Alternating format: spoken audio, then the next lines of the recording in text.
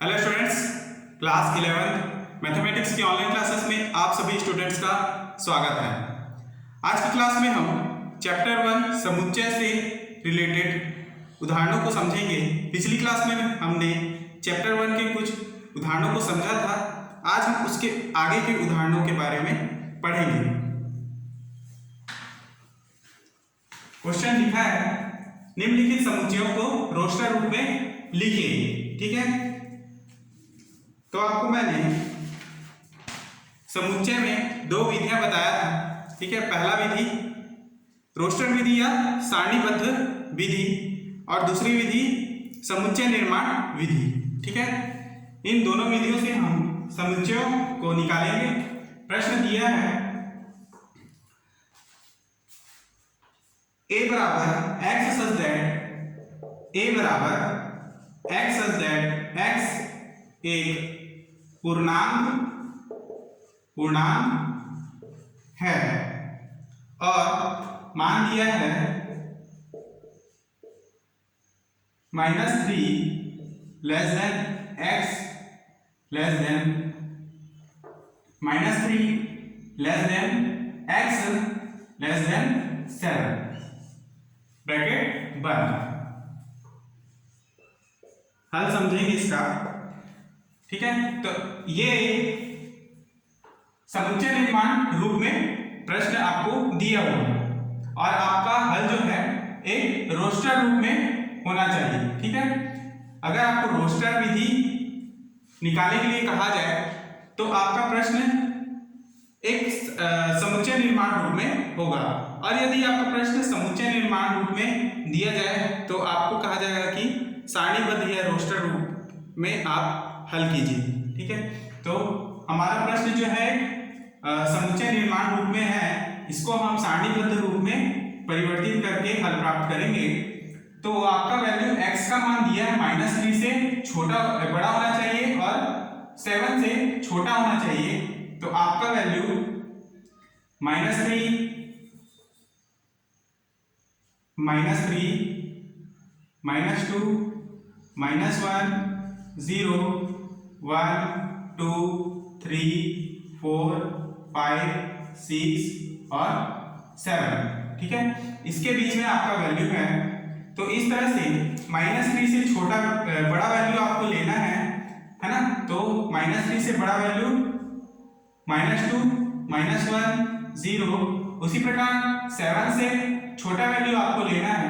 तो 1 2 3 4 5 और 6 है। क्लियर? तो इतने वैल्यू आपका समुच्चय है। ठीक, इस तरह से आप उत्तर में लिखेंगे कि समुच्चय A बराबर मान होगा -2 -1 0 फिर 1 2 3 4 5 और 6। यही आपका अभिष्ट उत्तर, यही आपका अभिष्ट उत्तर। उसी तरह से एक दूसरा प्रश्न हम समझते हैं। b बराबर x सच दैट x संख्या 6 से कम एक प्राकृतिक संख्या है। ठीक है, तो b बराबर दिया है कि x सच दैट x संख्या 6 से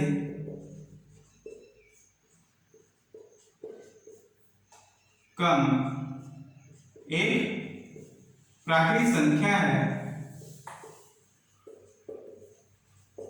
ठीक है, तो इसका समुच्चय निर्माण रूप में कैसे हल करेंगे? हल b बराबर, अब इसका मान आपको समझ में आना चाहिए, है ना, कि वैल्यू आखिर दिया क्या है कि x संख्या 6 से कम एक प्राकृतिक संख्या है। तो कम 6 से कम प्राकृतिक संख्या 1 2 3 4 5 और प्राकृतिक संख्या हमेशा 1 से चालू होता है। ठीक है, तो यही आपका उत्तर हो जाएगा। नेक्स्ट प्रश्न देखेंगे।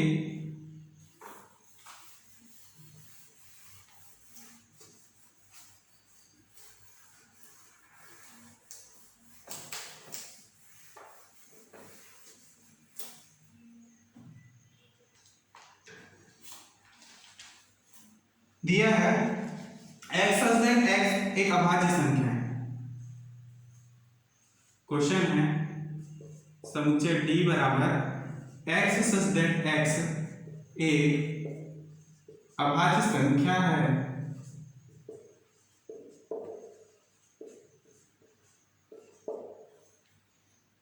जो 60 की भाजक है, जो 60 की भाजक है। ब्रैकेट बंद। हल। तो ऐसी अभाज्य संख्याएं आपको निकालनी होंगी जो 60 की भाजक है। आपको पता है अभाज्य संख्या, ठीक है, ऐसा वैल्यू जो स्वयं वैल्यू से भागित होता है और एक से भागित होता है, यानी कि केवल दो वैल्यू से भी वो भागित होता है। ऐसी संख्याएं अभाज्य संख्याएं, ठीक है, जैसे कि 2, 3, 5, फिर 7, 11, 13, फिर 17। इसी प्रकार से अन्य भाजक संख्याएं, अभाज्य संख्याएं आपको प्राप्त होंगी, परंतु ऐसी अभाज्य संख्या हमको देखनी है कि जो 60 को भागित करे, ठीक है।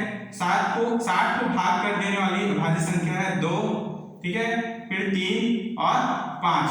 क्लियर। तो इस तरह से आपका उत्तर हो जाएगा D बराबर ब्रैकेट के अंदर 2, 3, 5। यही आपका अभिष्ट समुच्चय है, ठीक है, यही उत्तर। क्लियर। आगे देखेंगे एक और प्रश्न। हम इस प्रश्न क्रमांक 2 में देखते हैं, है ना।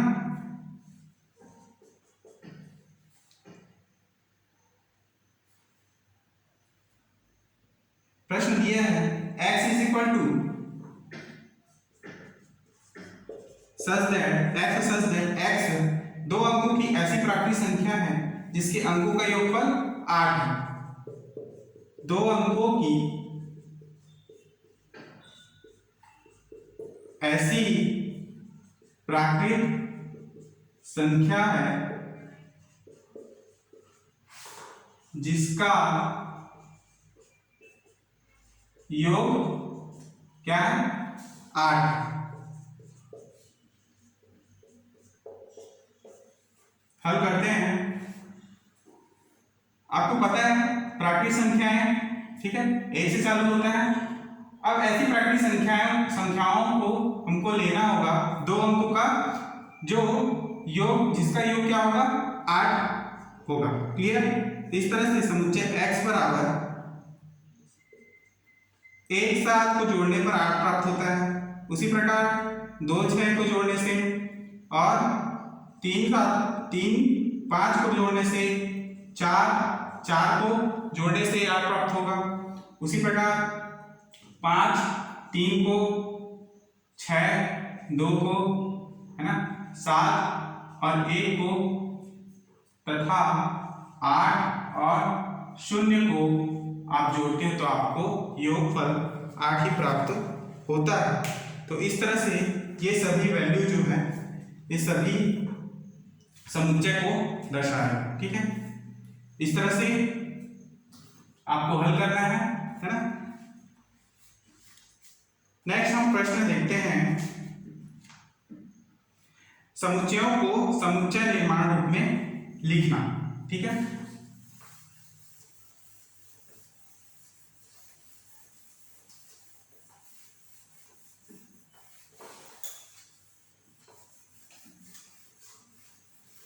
ये विधि रोस्टर विधि से संबंधित थी। ये प्रश्न रोस्टर विधि से संबंधित था।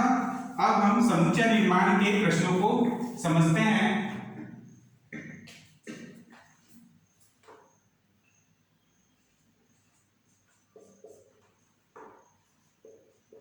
समुच्चय निर्माण के रूप में हल कीजिए, ठीक है। तो इस तरह से पहला प्रश्न देखते हैं। दिया है समुच्चय ए का वैल्यू 1 2 3 4 5 6 7 8। क्लियर? आइए इसका हल समझते हैं। समुच्चय निर्माण रूप में लिखने के लिए मैंने आपको परिभाषा में बताया था कि इसको किस रूप में दर्शाते हैं। तो हम x such that x belongs to, ठीक है, x such that लिखकर x belongs to मतलब कि x का वैल्यू क्या हो सकता है, एक नेचुरल नंबर हो सकता है, ठीक है, क्योंकि समुच्चय में आपका प्राकृतिक संख्याओं को ही दिया गया है, इसलिए हम x belongs to capital N दर्शाएंगे, ठीक है। तथा उसके पश्चात हम x का वैल्यू निर्धारित करेंगे, यानी कि उसका रेंज निर्धारित करेंगे कि x का वैल्यू कहां से कहां तक होना चाहिए, ठीक है। तो इस तरह से x का मान जो है 9 से छोटा होना चाहिए, यानी x लेस देन 9। क्लियर है? तो इस तरह हमको समझ में आ रहा है कि x क्या है, नेचुरल नंबर है, प्राकृतिक संख्या है, जिसका वैल्यू जो है 9 से कम है, तभी वो क्या समुच्चय A के अवयवों को सेटिस्फाई कर पाएगा। यही आपका अभिष्ट उत्तर है। दूसरा प्रश्न देखते हैं। प्रश्न में दिया है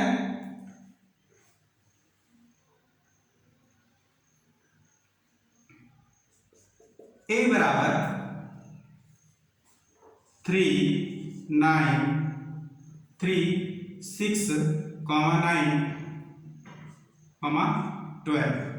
इसे आप समुच्चय निर्माण रूप में लिखेंगे तो a इक्वल टू, अब आपको देखना है कि ये सभी जो संख्याएं हैं एक प्राकृतिक संख्या है तथा 3 के गुणज के रूप में है ना। पहला तो सभी प्राकृतिक संख्या है, सभी क्या है, प्राकृतिक संख्या है। दूसरा 3 के गुणज में है,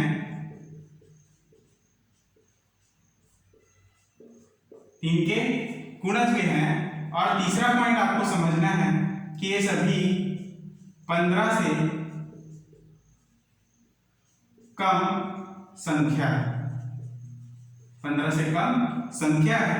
इस तरह से x सच दैट, है ना, x सच दैट x बराबर क्या हो जाएगा 3n ले लीजिए, ठीक है, जहां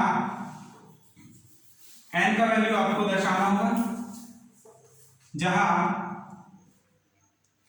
n belongs to capital N।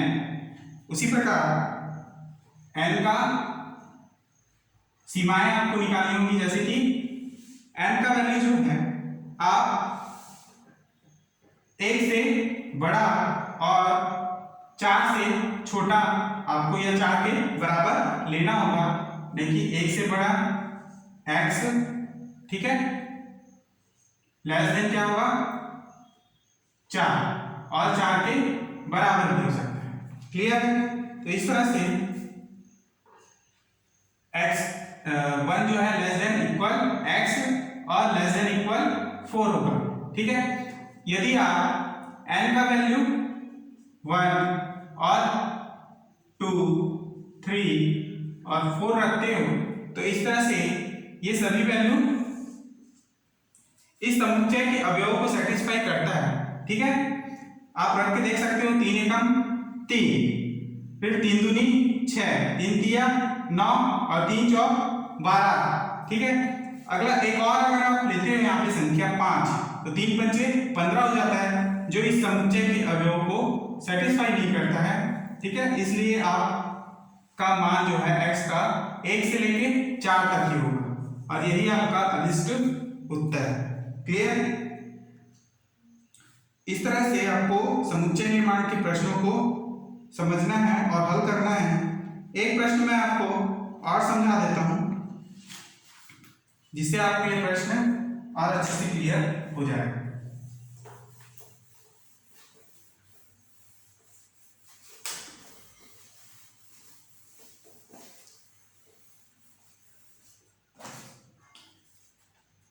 प्रश्न दिया है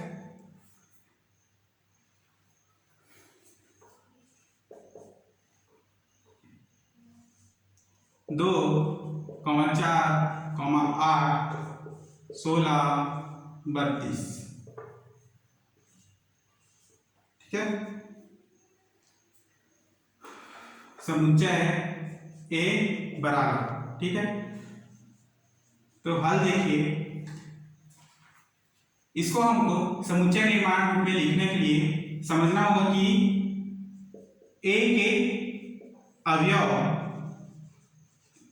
प्राकृत है ना, प्राकृत संख्या है। ठीक है, दूसरी बात यह समझना होगा कि ये 2 के घात के रूप में, ठीक है, तथा 2 के घात के रूप में है। क्लियर है? तो इस तरह से इसका समुच्चय निर्माण होगा x is equal to a is equal to bracket के अंदर x such that x is equal to लिखेंगे टू द पावर n। ठीक है, जहां n belongs to capital N तथा n का वैल्यू आप लिखेंगे कि n का वैल्यू यदि आप 1 2 3 रखते हैं, है ना, यानी कि 1 से बड़ा n का वैल्यू तथा 5 से छोटा n का वैल्यू आपका होना चाहिए। ठीक है, तो उसी प्रकार से यदि 1 रखते हो आप n के जगह में तो आपको 2, फिर 2 रखने पर आपको 4, 3 रखने पर आपको 8, 4 रखने पर 16 और 2 की घात 5 से आपका वैल्यू 32 प्राप्त होता है। इसलिए इन सभी वैल्यू को आपको रखने पर आप समुच्चय ए के अवयवों को सेटिस्फाई करते हो, है ना। अगर आप 2 की घात 6 रखते हो तो 2 की घात 6 यानी कि 64 आपको वैल्यू प्राप्त होगा, और ये 64 जो है समुच्चय ए के अवयवों में नहीं है, तो इसलिए 6 जो है n का मान नहीं हो सकता है। इसलिए n का जो सीमाएं हैं 1 से 5 तक ही होगा। क्लियर? और यही आपका अभिष्ट उत्तर है, यही आपका अभिष्ट उत्तर है। इस प्रकार से प्रश्नों को हल कर सकते हो आप। रोस्टर विधि और समुच्चय निर्माण विधि के प्रश्नों को मैंने आपको बताया है। ठीक है, जैसे एक प्रश्न और इसमें आप समझ सकते हो, यदि आपको समुच्चय ए बराबर दिया है, अंग्रेजी वर्णमाला के अक्षर ए ई आई ओ यू, ठीक है, तो आप इसका समुच्चय निर्माण रूप में क्या लिखेंगे कि ए ई आई ओ यू जो है अंग्रेजी वर्णमाला का स्वर कहलाता है। ठीक है, तो एक्स सच दैट एक्स लिखेंगे कि अंग्रेजी वर्णमाला का स्वर है, और यही आपका उत्तर होगा। क्लियर? तो इस प्रकार से आपको इन प्रश्नों को हल करना है। आगे हम और भी प्रश्न को समझेंगे, ठीक है, जिसमें प्रश्नावली के प्रश्न को भी हम हल करेंगे। ठीक है, तो आज की क्लास हम यहीं पर समाप्त करते हैं। आपको इन सभी जो मैंने आपको बताया है उसको सभी को आपको नोट्स करना है और उसका नोट्स तैयार करना है। क्लियर है? तो आज की क्लास हम यहीं पर समाप्त करते हैं। धन्यवाद।